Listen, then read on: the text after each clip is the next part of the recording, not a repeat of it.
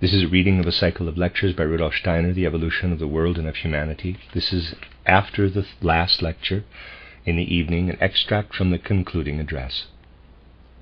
We are living at a time when all sorts of signs can be seen testifying to the necessity for modern civilization to receive a spiritual impulse, and how little that which came over from olden times is now able to carry it fruitfully forward. It must fall back unless it receives a new spiritual impetus. I must say that as the opportunity presents itself of speaking here tonight in connection with what has already been said concerning what is necessary for the times, I have great pleasure in doing so. In this morning's lecture I had to point out how civilization itself brings about a sort of occult imprisonment, and that the whole spiritual life is in more danger in this respect than is generally supposed. We can point to this danger everywhere. I referred this morning to the lecture given by Sir Oliver Lodge a short time ago in England at a very important gathering. I pointed out that it can be clearly seen in this lecture how even in the most abstract science there are longings remaining in the subconscious, but which, if rightly understood and coming from a right disposition, will lead to that which, I say this in all humility, spiritual science is really able to give. If we follow up such things as these, we can see what it is that spiritual science must say to them. On the other hand, one of the most remarkable phenomena arising from the disposition and mode of thought wholly based on official modern science has appeared in a notable book by Sir Oliver Lodge under the title of Raymond, about the soul of his son after death. I need only mention the facts, which are well known here.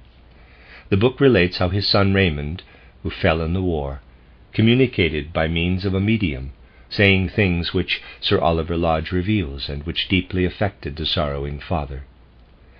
When this book appeared, written by the celebrated Sir Oliver Lodge, about Raymond Lodge, the world was astonished, for in it he referred to the spiritual world in a profoundly scholarly way, springing from the most conscientious and exact modern thinking.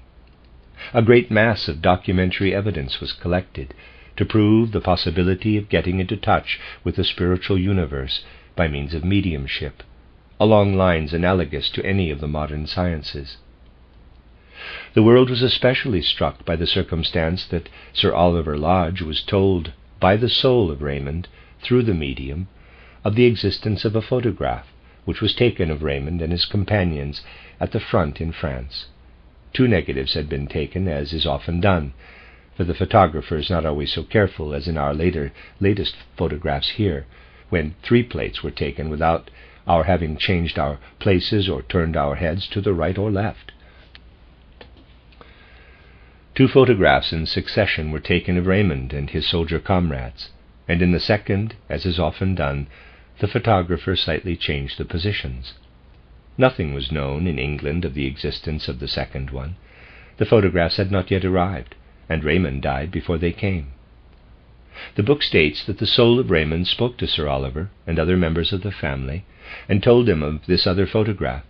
No one in England knew of these photographs, but when they arrived 3 weeks later, everything in them confirmed what had been said down to the smallest detail of the altered positions and attitudes. What could be more striking than this description written down by the medium as coming from the soul of the dead and describing these photographs, which had not at that time been seen by anyone, and did not reach England till some time after? Nevertheless, it was at this point that a dreadful error crept in. Everyone who has explored these realms is aware that under certain circumstances there are possibilities of prevision. What the medium sitting with that circle saw when she fixed her eyes on the pictures, which only arrived later, could be seen by her in advance, without any necessary connection with the soul of the dead. This prevision was certainly of an exceptionally tender and intimate nature, but prevision it was. It does not suffice that a man should be a modern scientist to criticize the revelations of the spiritual world in the right way. Everything that comes from this realm, even this excellent, earnest, and exact work of Sir Oliver Lodge, tends rather to lead one away from the true comprehension of the spiritual world than toward it.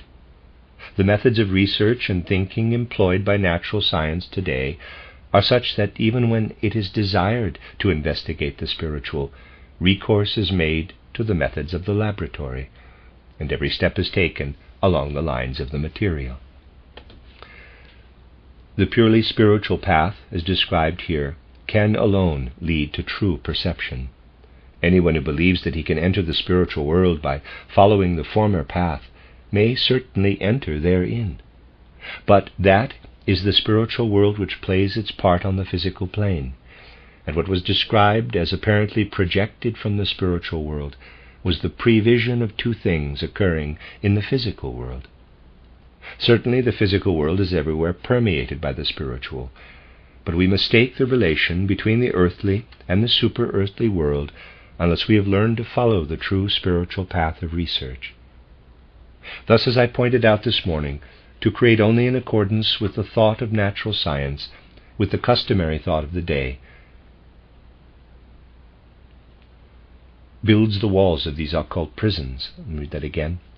Thus, as I pointed out this morning, to create only in accordance with the thought of natural science, with the customary thought of the day, builds the walls of these occult prisons. When a man is imprisoned within these walls, all endeavors made to pierce the veil lead him astray. For instead of representing the truth, they put forward dreadful errors, which lead him further and further away from the truth, especially if his heart is much concerned in the result, as was the case with what was related of Raymond Lodge. In these domains, where there is such a strong response from the heart, because the heart participates so strongly, and where it may so easily intervene in what may very likely be a human prejudice in favor of its hopes in the sphere where the Spirit begins to speak, we must use all possible means to prevent a closing in upon us of the spiritual walls of occult captivity. These things would not be mentioned here if it were not that the very serious state of the times makes it necessary to do so. The truth is that mankind needs to make an energetic step forward to the spiritual.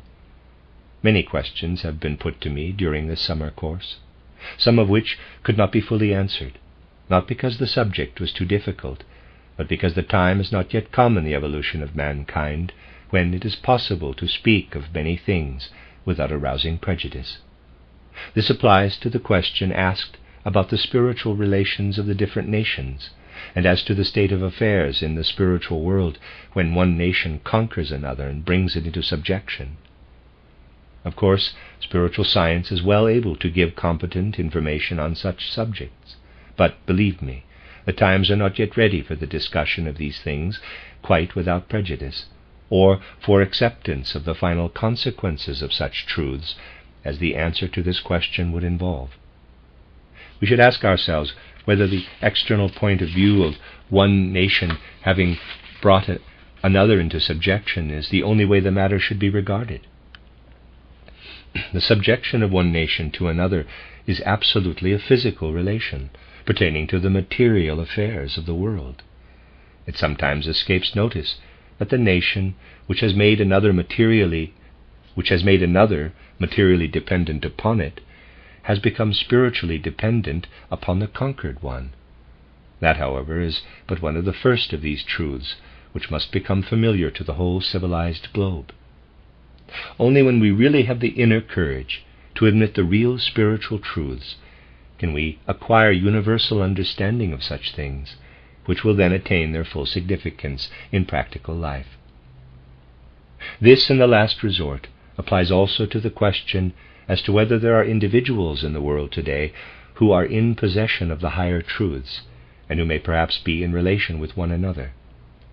I have already indicated that the point is not so much whether truths can be given to the world by certain individuals, as how far the world is ready to receive these truths. I have referred to various hindrances blocking the way today, which can to some extent be expressed by saying the Bodhisattva is indeed waiting, but a sufficient number of men must make themselves ready to understand him. Therefore, when the question is put, do those who have spiritual knowledge communicate that knowledge to man? I cannot but reply, the external printing of letters on paper signifies nothing. I only want to mention that much may be printed in alphabetical letters on paper today, concealing the profoundest wisdom, but the question always is, are these words of wisdom understood? There are many means of understanding, and many such are used, but a reciprocal understanding of those men who have something to say, something coming from higher worlds, was more easy of accomplishment in the days when such teaching was given from holy sanctuaries, such as there are here in the Druid circles. The thought vibrations from such circles moved through the world at that time without encountering the waves of wireless telegraphy. Here again I am not speaking in a reactionary sense against wireless telegraphy, which of course is a material blessing to mankind. The point is that if spiritual communications are really to travel through the world today, much stronger forces are now necessary, when the spiritual waves encounter the waves of the wireless, than were formerly required when such was not the case. We must realize that precisely in our own age, when our material culture has reached such a height for the blessing of mankind, it is necessary that the spiritual should be inscribed more intensely, with more forceful intensity in the hearts of men, and travel forth again from those hearts. Our visit here was a really good opportunity for this, for we have lived in an atmosphere in which there actually still radiates wondrous things from these ancient sanctuaries. I was able to refer to this in the course of the lectures. The choice of this place was therefore a happy one, for here that which was present in Central and Northern Europe before the mystery of Golgotha passed through the world was able in a certain sense to come to life again spiritually. It had waited for the mystery of Golgotha and could not find any means of continuing when Christianity came up from the south, as was described this morning, and in a sense it is still waiting. It may truly be said that when one ascends to that wonderful solitude in which stands that circle of stones, one can still perceive the real echoes of what once worked with such strong power in these northern regions of Europe. There were many things in that ancient stream of power which can no longer exist today because humanity must go forward, and modern progress could not endure them. They would hinder its freedom. Thus it is that because, in a certain sense, the profound occult knowledge which was once taught in the holy mysteries has gradually passed into cosmic memories, which hover like luminous clouds over the crests of the mountains, among which these holy relics are enshrined, that special atmosphere is spread over everything undertaken here for our spiritual life. That's the end of part 14.